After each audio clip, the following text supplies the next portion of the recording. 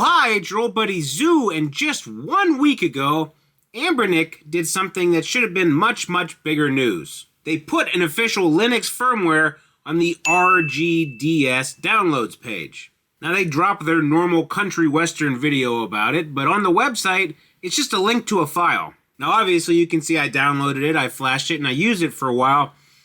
And the big story about this isn't really necessarily this firmware. It's the fact that Anbernic pushed out any sort of Linux firmware for what ostensibly was an Android device. And today we're going to talk about what it means when a company actually starts to listen to the complaints of its customers. And I'm also going to show you how to install the firmware on your RGDS. But I don't know, half guide, half editorial. Will it work? I don't know. Stick with me and you'll find out at the same time I will. Let me give you the standard playbook first, because that's the only way this Anbernic thing is even remotely interesting. You got a company in the Chinese retro handheld space, and they launch a new device. The device has problems, real problems. Maybe it's drift on the stick. Maybe the screens aren't synced up. Maybe it's firmware that doesn't do half of what the marketing implied. 3DS. Then you have reviewers start to cover it honestly, and the community piles on. You get refund requests. People start yelling. You know the story. You've watched me cover this story. And here's what the company usually does. Phase 1, silence. Phase 2, they ship a real small firmware patch that addresses maybe the most visible complaint, but doesn't really fix the underlying issue. Phase 3, pivot to the next product launch. And then Phase 4, the device gets discontinued or gets replaced by a new SKU that has the fix baked in, which they then sell to all the same people who bought the broken version. Lots of companies do this, including Anbernic. Lots of companies also play whack-a-mole with their many, many SKUs. I've made videos about this too, and you may have watched them. So that was kind of the playbook for the RGDS here. They shipped out the review units. We all noticed, hey, the screens don't line up. They gave a couple firmware patches. They doubled down on Android, potentially. Get ready to drop a Mark II version of this in a couple months with a better chip. That's the move. That's always been the move, except Anbernic didn't make that move. Here's what they did instead. Last Wednesday, Wednesday the 13th, it's not as spooky when it's a Wednesday, but Wednesday, May 13th, you can see it right there in the file name, Anbernic added this file to the support page, RGDS-Linux-version 1. Official Anbernic Linux firmware for the RGDS, just sitting next to the version 1.15 Android build as a peer option. And on that same day, by the way, the RG Vita Pro also got a Linux build. What you have to understand about this is that Anbernic, for the most part, has been Android first on every premium device they've shipped for the last, 3 years? I mean, just recently, the 477V is Android, the 477M is Android, the Slide is Android. Linux is what they put on the budget XX class hardware. The implicit company position has been that Android is the way to go, at least on the non-budget stuff. And the firmware we're flashing right now on screen is, in effect, Anbernic saying, yeah, we were kind of wrong. The chip can't really do Android like we thought. The community was right. And here's the OS we probably should have made available from day one. The installation itself is short. You download the update, you extract the files, you open Rufus, you pick the image, you pick your micro SD card, triple check the drive. Rufus is going to wipe whatever you point at it, so check, and then hit flash. It's going to take a minute, so while that's going, let me tell you what's been bothering me about this for the last week. We've kind of all just accepted that companies in this hobby aren't going to listen. Any kind of feedback you give is something you're giving into the void. If a device ships broken, your options are return it, mod it yourself, wait for custom firmware, or just eat the loss. The expectation is so low that when a company does the bare minimum, we treat it like a win. AYANEO posts a Reddit apology and the community goes, oh, they get it. And then 6 months later, they're back to the same exact patterns and everyone acts surprised. But Anbernic just kind of demonstrated that an alternative exists. There's a company that kind of listens. They kind of course correct, and then they ship the thing the community said it should have shipped with from the start. Not 6 months late, but they did it. And the interesting part of this is that they didn't do it by killing the Android build. They didn't tell people who bought the device on Android they were wrong. They didn't take away the firmware that they already put out. They just added a second option. So now you choose. Android if you want the multitasking or the Play Store. Linux if you want smoother performance. Both real options and both options that are supported now, officially. And that's kind of what listening to your customers actually looks like. Not, oh, we hear you, we'll do better in a press release.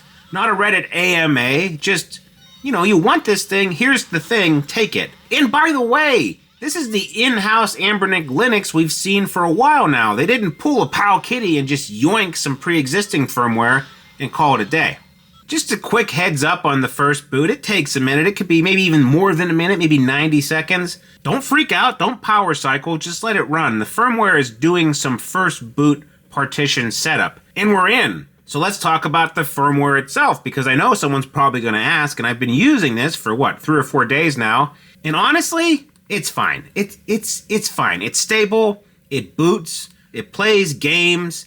It does what a firmware is supposed to do. For me, at least, it's a meaningful upgrade over the latest Android version. The DS emulation feels better, the boot times are faster, the chip isn't really gasping for air the whole time you're using the device. But is it as good as Rocknix?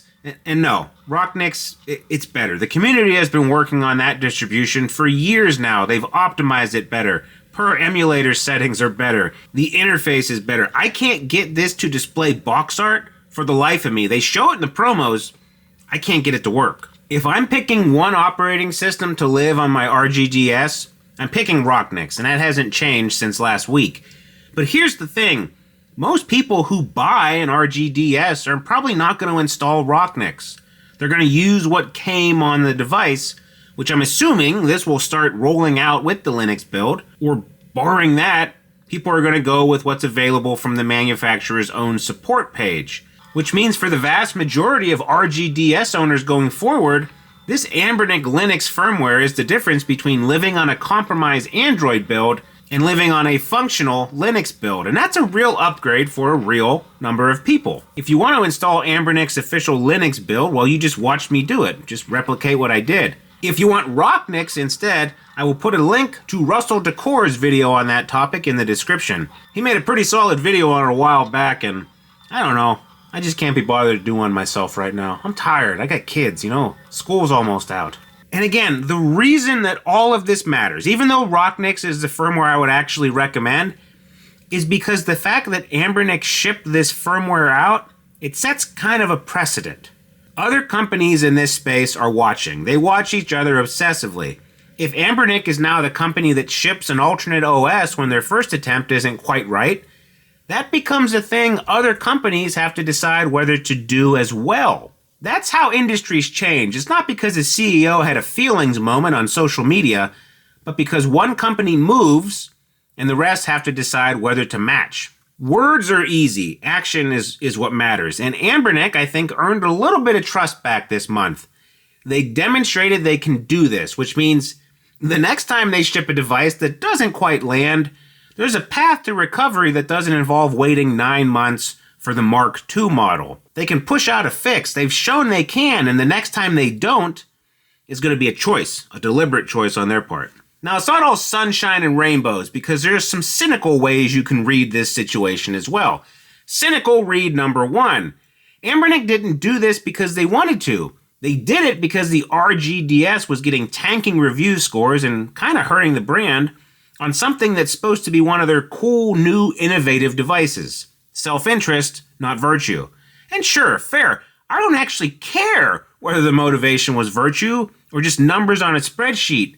Companies that respond to bad reviews by improving the product, regardless of motivation, are doing the thing we want companies to do. Pure motivations behind those actions aren't really a requirement. Cynical read number 2.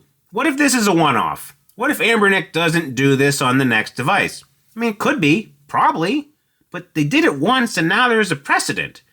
A future Anbernic device that ships half broken has a path to recovery that includes an alternate operating system because the company has demonstrated they can and they will do that. The next time they don't is a deliberate choice. and we can hold them to it. And then Cynical read number 3, Rocknix is still better, so who gives a f? Yeah, Rocknix is still better, I just said that. But again, if they start shipping this officially with Linux, the vast majority of people who buy these as an impulse thing on TikTok or Amazon or something, they're going to have Anbernic Linux firmware as an option. That's a win. And hell, let's just mix things up with a non-Cynical option. If you're an active subscriber and you leave a comment with your Discord username, I'll randomly pick someone and send you an RGDS with the Linux firmware already installed. Just tell me your sneaky favorite DS game. It doesn't even have to be your absolute favorite. For example, I like Aliens Infestation. I've been playing it through the video. It's not even in my top 10 DS games, but it's a solid Metroidvania in the Aliens universe, and that's pretty cool. Well, Gary the Clock on the Wall says it's time for What Did We Learn? And we learned that a company in this hobby actually responded to feedback. They shipped out what the community asked for six months late and quietly without making a huge thing of it, but they did it. And the firmware itself, it's fine. It's not the best version of this idea. Rocknix is better, but the fact they did it at all is, I think, more interesting than the actual firmware. If your only takeaway from this video is to install Rocknix, yeah, sure, do that. Link in the description. But the bigger takeaway, the one I actually want you to leave with, is that we should expect this from companies. We should treat it as the baseline. The fact that it's notable when one of them does it is a problem with the industry, not a feature of the industry. Anbernic, to me at least, has earned just a little bit of trust back with this move.